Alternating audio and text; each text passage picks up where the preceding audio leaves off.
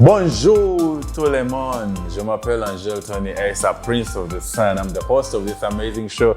And tonight, I have an amazing and extremely beautiful lady. The building is on fire. I don't know where we should run to because we're all sweating, but nonetheless, we shall have the show. We have none other than a model, poetess, and singer named Miss Becca. Ladies and gentlemen, help me introduce Becky herself in the building. Hi, Becky. Hello. How are you? I'm good. You good? Who is Becky? First, introduce yourself to your camera. Tell people who Becky is. Becky is a 20-year-old young model. Very passionate about modeling and poetry. And one of the things that make me me, that make me different, is the strength I have, the zeal I have, the confidence I have, and the fact that I tell myself that everyone in this world is meant to be great. The only difference that comes with all of us is the fact that you have to change whatever is inside you, to change who you are, and to change people around you, to impact on people around you. Okay. So yeah. Wow. Becky. Our dear model, poetess, and singer. So which one came first in this line? It's the singing, the poetry, or the modeling? The singing came first. Yeah. The singing came first. As a young girl, I had a very, very supportive mom, especially if it comes to singing, because she loved singing. Oh. So this is a lady that told me to always push out and try out everything, so that you would get to know where exactly God put in your life, like purposely what God wrote for you to be. Yeah.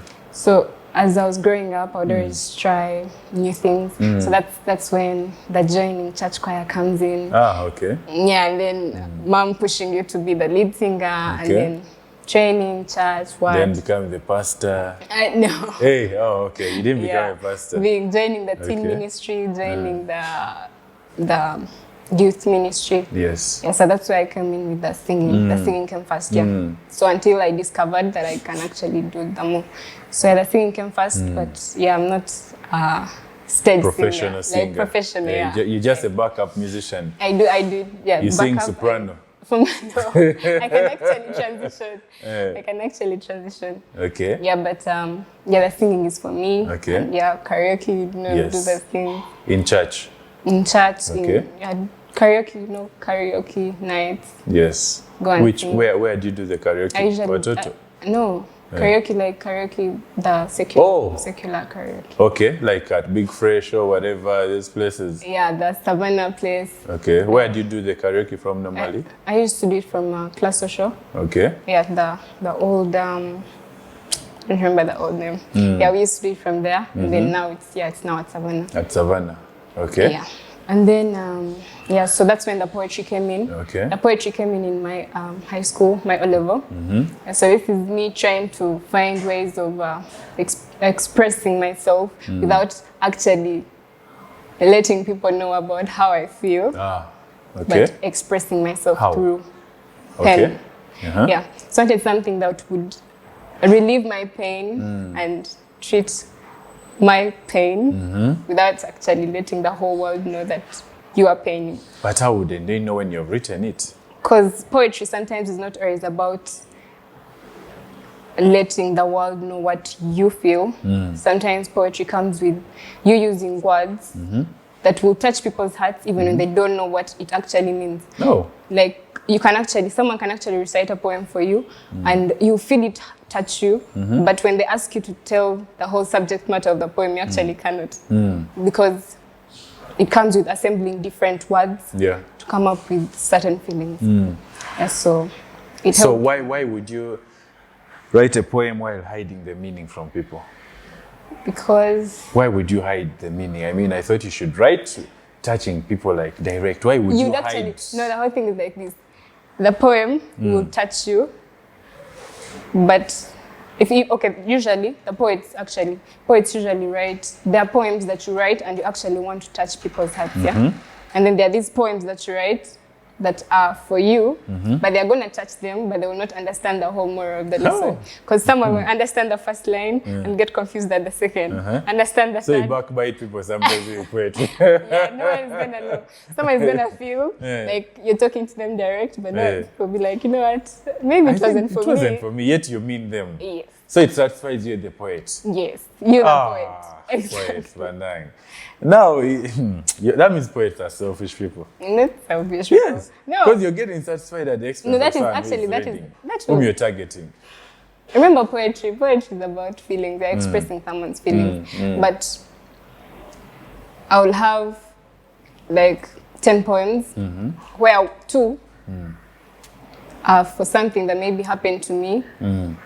But not everyone is going to understand it, yeah? Not everyone is going to be like, you know what, maybe she has gone through this thing. And then sometimes actually poets can actually write poems basing on something that they have not experienced. Okay. But they put themselves in the shoes of that something. You know, I can write, for example, I can write about abortion. For example, it has not happened to me, but I can put myself in the shoes. I'm like, you know what, imagine you were in that place. Like, just imagine yourself losing a child, and maybe you do not want to lose, or circumstances and everything. So you get a pen and write down, and actually the person that it has happened to will feel for you, will understand, will get touched, but I don't know if you understand. Okay, I get it. So that's okay. poetry. So do you have a poem that you could just recite for us? Maybe one that is talking about me now? And that is talking about you. Anyway, so you compose your original poems, right? So what inspires you when you're composing a poem? My poems, What do you base on? Every time I'm going through something, good or bad, every time I feel overwhelmed by my emotions. And you know, sometimes when you get overwhelmed by emotions and you let them out, sometimes it can cause, you know, all that unnecessary drama, the unnecessary decisions, the decisions you're not supposed to make. So poetry is like a journal, yeah? So you're gonna get a book and write down what you feel, and you're gonna feel lighter at heart. So every time I feel happy, sad, excited, you know, sometimes I'm like, I don't want to give off this unnecessary energy that is gonna cause ruckus or make people judge you. So usually poetry is not gonna judge you. Okay. That's the whole thing. Poetry is not gonna judge you. Your pen is not gonna judge you. Your book is not gonna judge you. So what you do? But the person reading may judge you. That person reading. If it's not hidden. Yeah, if it is not exactly, if it is not hidden, so they may judge you. Most times you write hidden poems. Yeah.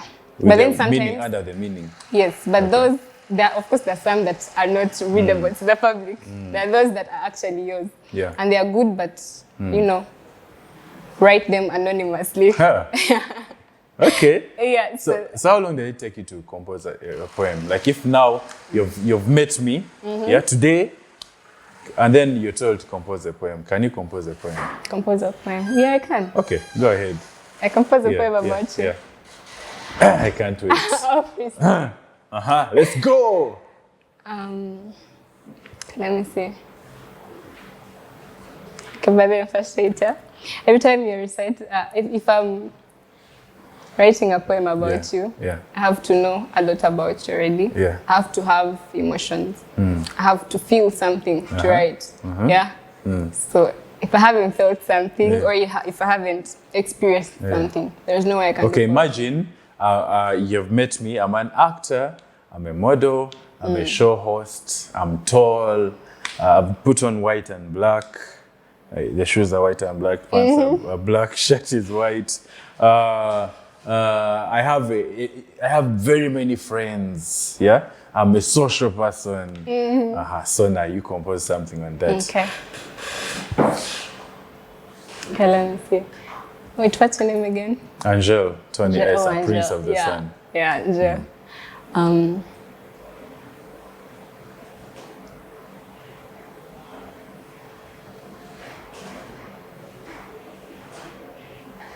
they talk about meeting new people, but then no one talks about the people you meet unexpectedly, the different hands you shake, the different types of people you encounter, yeah. But then this comes a time, and then there is this imaginable person, the person that moves with etiquette, the person that moves with a lot of lights walking beside them, a person that moves shaking everyone's hand. I could have said I would want to be in the same exact place, but I can't be, because I haven't worked for it. I haven't shaken the hands I'm supposed to shake. I haven't gotten to the places I'm supposed to get where they are. I could have said maybe I wished I was the agenda, because maybe the gender matters then. Maybe I wish I was their height, or maybe I would have met the shorter people that would have given me more opportunities to work with them because I am taller. But then I can't do that because I'm a girl. I'm a lady, I'm a young lady who is 20 years old. Should I continue? Oh man, I was still enjoying. Just holding my breath. So is it done? Yeah, I could have continued. It's a freestyle. This is a freestyle. Wow. You just killed it. I mean, that is so creative. I mean, just working out of, I gave you a very small spec about me, and then you've managed to bring all that. Wow. Thank you. Hats off. Thank you. So where did you learn your poetry from? And like, your mom inspired you to sing. What are poetry like? Is it Shakespeare or Okot Pitek or who? Okay. But there's a lady, a South African poet. She's called Tumelo Koza. Yeah. Yeah. So I was in my form 2, and then this is me. I was in. I'd gone to the computer lab, so I met my ICT teacher, and then he liked poetry. So this is him telling me that I think you can be a poet. I told him no, but I loved writing. Actually, the thing is like this: I didn't know I was doing poetry. Yeah. So I would get a pen, paper, I write down the same way poetry is written, but I didn't know I was doing poetry. I thought I was just expressing myself.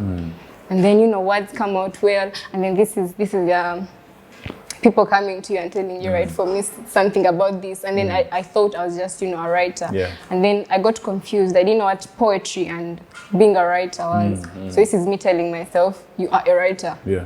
You're not a what is poetry? I didn't know nothing about poetry. So this is me telling myself, I'm going to write a book. Yeah. But then I'd be so lazy to write 2 pages. I'm like, it gets boring. Like I don't want, because I have a life to live. I want to write something small, and then when I experience something else, I want to write. I want to write what I feel, not fiction. So I realized I preferred reality rather than fiction. So I realized, it's not for me. Writing is good, but it wasn't for me. So what for me was to be a poet. Okay. And a poet, a spoken word, and a writer. Okay. Wow. Yeah. So have you seen guys in Uganda like Mitch Isabire? He's a spoken word artist as well, and a poet and all that. So have you looked into performing like in live audiences and all that? Have you started? No, not yet. So you've not yet become a professional poet, right? Yeah. Okay, you still do it for yourself. Yeah. Okay. Wow. Do you act it? Act. Are poems acted? Yeah, that's spoken word. So do you I mean like how the Shakespeare's how we have those books of Shakespeare? Can poems be acted, like choreographed in a stage and acted, or you just have to stand and recite them? Yeah, poems actually can be acted. I've seen people act poems. I've actually seen so many people act poems. Have you tried doing it? Me acting poems? Not yet. You've not looked into it? Yeah, I've only done spoken word. Okay. Yeah. Okay. So if people want to watch you doing your thing, like where do they find you? I've not started doing the staging my own poems. Yeah, but I'm hoping to do that. I'm planning to do it in like 3 months from now. Oh, okay. You know, instead, put a phone and then, you know, start. Nowadays, there is too much social media, TikTok and the like. Do you do your poems on TikTok? Not yet. Not yet. Oh, you have too much content that you're not using. Okay, so let's now go to your modeling as we wrap up. So Becky, tell us about your modeling. We've spoken about your music, your singing, we've spoken about the poetry in detail. Now, what about the modeling? How did you begin modeling? What inspired you? And yeah, that now you're a supermodel. For modeling, when I was 8 years. Yeah. That was the first time I got my first pair of heels. That was in my primary 3. Yeah. So as a child, I watched Fashion One. Yeah. Yeah, I don't know if that channel actually still exists. Yeah. So, 24/7. It was models walking. It was 24/7 tall girls walking the runway in high heels, and that's it. So you know, as a child, I wanted something that I would do with what I already had, rather than, you know, actually continuing to, you know, read books. Because then I was a child, you don't know what you want, you don't know if you actually love sciences or arts, so whatever. You know. So I'm like, you know what, I think this is easy. You know, I don't know, I felt something easy. And yeah, as a child, I always wanted something easy. You know, it's just walking and that's it. Yeah, and then, you know, hearing people say that, you know, they pay you for actually just walking the runway. You're dressed up, and then what? people are watching you, and then I'm like, I can be a cool kid and walk you there. know, you can do that. Like anyone can do that. So I'm like, you know what, I think I should do this.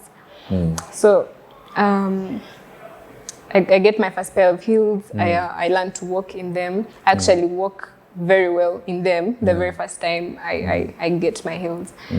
Yeah, so yeah, my mom was really supportive, like so supportive, like, you know what, you want it, it's okay, go for it. But then I was still young. This is me who is 8 years old. I could not, you know, seeing your life as a supermodel. Yes. And then I am young. I didn't actually know then. I didn't know there were kid models or something. So, you know, I should have started then, but mom was so insecure of, you know, the industry. You know, someone is still young, you know, the child is still young. And I don't want you to get, like, she didn't want me to get exposed to, you know, all that ruckus at an early age. So, you know, she's like, you know, patience. So I wait until my P7. Yeah, hoping to join after my P7. Actually, that was the promise that was made. But then after P7, you know, they're like, you're still young. You can't. You're still 12. You know, 12. No, the industry is really big. Like, okay. So patience until my Form 4. Yeah. So after my Form 4, everyone had made promises. Parents, you know, it's okay when you're done with your Form 4, you can go for it. So the time comes and I'm like, I'm done. It's right about time. Yeah, I want it now. Like I'm supposed to, you know, join. So you know, convincing comes in there. You know, some no, don't go now. But you know, everyone was actually supportive. My mom was so supportive. My dad was supportive. My siblings, everyone, like the people I had around me, like that was actually the biggest motivation I ever had. Like, you know, everyone, you know, you get that push, you know, having that doubt inside you, but then, you know, your mom is like, you know, you can do it. Your father is like, you know, go for it. My siblings, my big sisters, everyone was like, you know what, Becca, go for it. I'm like, okay. So I, around May, that was 2021, after, you know, the COVID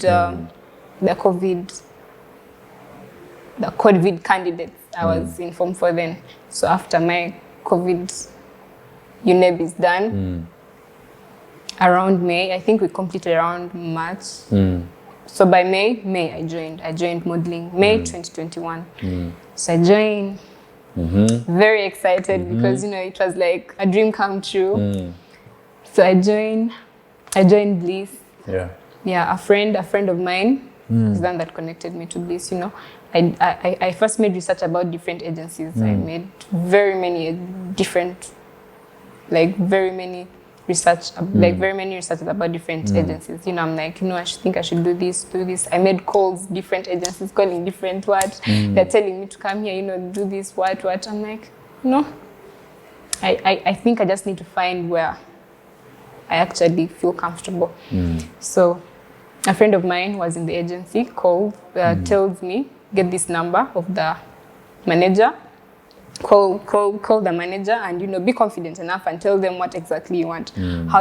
Tell them how passionate you are to join the agency and everything. Yeah. So I remember I called, I was so scared, oh my God. You know that thing, like I am joining like my dream. For the first time. Yes, yeah. Like I was actually supposed to call and then, you know, send my pictures later.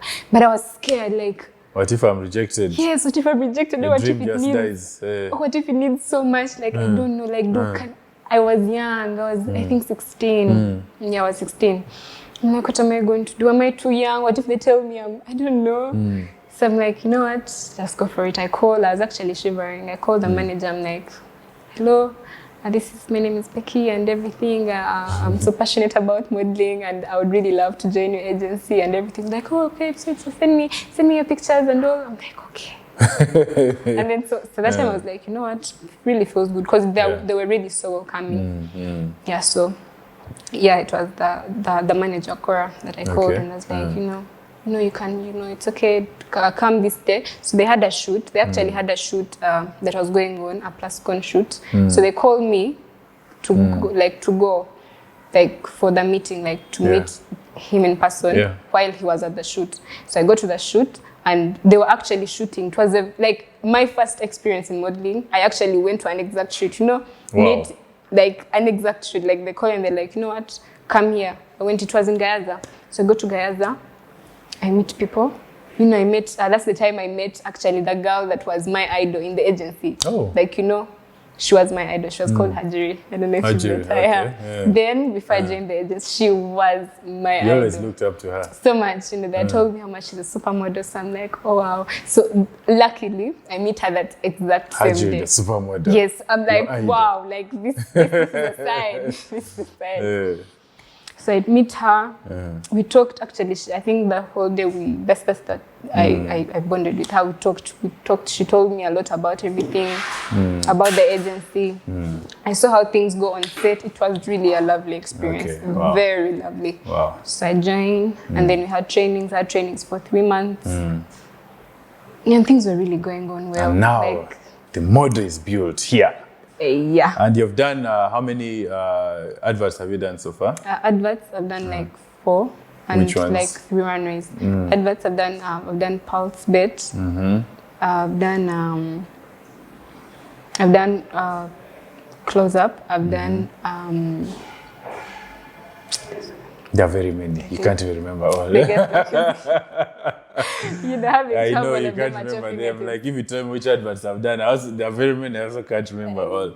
Yeah. So that's very nice. So Becky, we shall just go for a break. When we come back, we're just going to ask you very quick fire questions about the other side of it, then we can close the show. Okay? Right.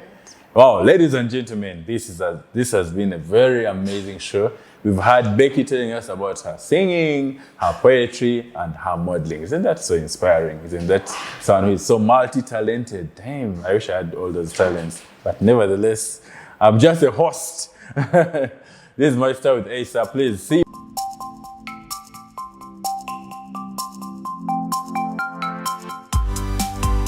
Welcome back, ladies and gentlemen. This is my style with Asa. My name is Angelo Tony Asa, Prince of the Sun, and I'm here with the beautiful, amazing Becky, Miss Becker. Now, Becky, how do you feel first and foremost before we go to this segment? You feel good? Yeah, I really feel very good. Yeah. Okay, so I'm going to ask you just quick fire questions, which you'll answer as fast as possible. Yeah? Okay? Yeah. When was the last time when you cried, like real crying? Cried? Oh, wow. Okay.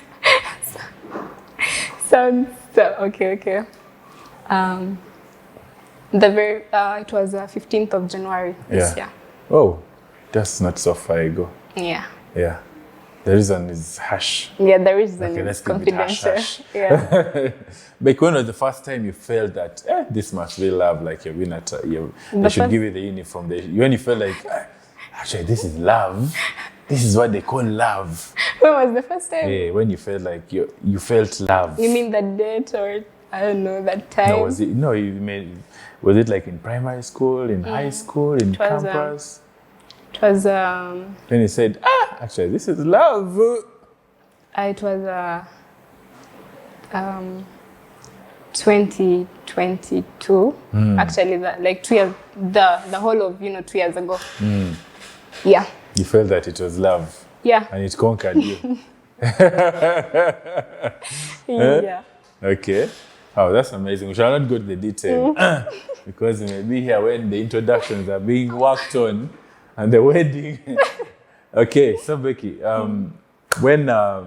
what are those things that you feel like make you pissed instantly, very instantly? Pissed. What makes you pissed off instantly? Personally, I don't like people that yell at me. Like yelling at me, like I can do something bad and you tell me, just don't yell. Don't yell at Just you. don't yell. That one. Like I'll just go off. Like I'll go off. It pulls out the monster in you. No, actually, I'll get pissed and just walk away. Okay. I don't like it. So when you're extremely pissed, what do you do?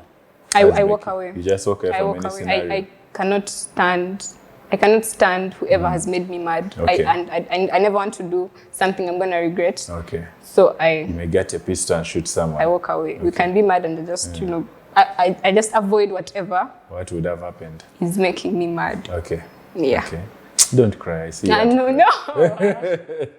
Okay. Becky, if you had a celebrity musician in Uganda, a guy whom you would like go out with, like for dinner or just have a talk, who would that be? Apart from me. Oh my God. Anyway, who would that be? It's some actor. I don't know. Oh my God. He's called Mushema. Yeah, Mushema. Yes. Oh, okay. You'd at least go and have a talk with him. Yes. Okay, Mushema. Even me, I'm an actor, but they send him Mushema. There's a director in the building. He'll tell us why. They've only seen Mushema, but it's okay. Then, if it was a lady musician or celebrity in Uganda, who would that be? You go out like for a talk, a girl's talk, and all that. It would be. I have two ladies. One full figure. No. Hey. Musician. Yeah, okay. Yeah, She's musician. Musician. It would be. It would be Shiba Karunji. Wow. Yeah, she inspires me so much. Like she has this energy. She's hardworking. It's just. Okay. Yeah. And who else? And Sylvia Worry. Sylvia Worry. The designer, the fashion designer. Okay. Yeah. Wow. And finally, if you try to book about yourself, what would the title be? A title? It would be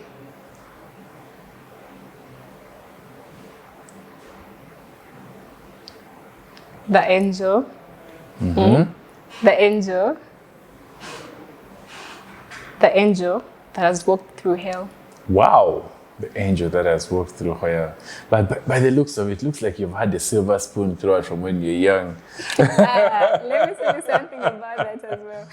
Every time, okay, to a point, I feel like the world, the world or what you've gone through does not define you. Yeah. And you trust me, it's so rare to find someone that actually looks what they've gone through. It's very rare. You will never. Okay, maybe some people actually let that happen, but very many people that work with happy faces, people that work with, confident faces have been put down multiple times. Okay. They have been put down multiple times, but then they stand their ground. And that's what makes the difference. Because everyone is put down. Trust me, everyone has something going on in their life that is actually challenging. Yeah. But standing and staying who you are, staying an angel. I don't know if you get it. Because, most of us are actually born as angels, yeah? All of us are born, you come as innocent and, pick everything from the characters and everything from, the environment and everything you've gone through. Yeah. So you not letting the world change you, or not you not letting circumstances and everything that has happened to you define you is what makes you you. Because, you know, everyone goes through a lot. But you choosing to be an angel that you are, you choosing to stay who you are, regardless of what has happened, regardless of how people have changed, regardless of how the world is unfair, regardless of, you know, all the hardships, and you staying an angel, though you've gone through the hell, is what makes you different. Wow.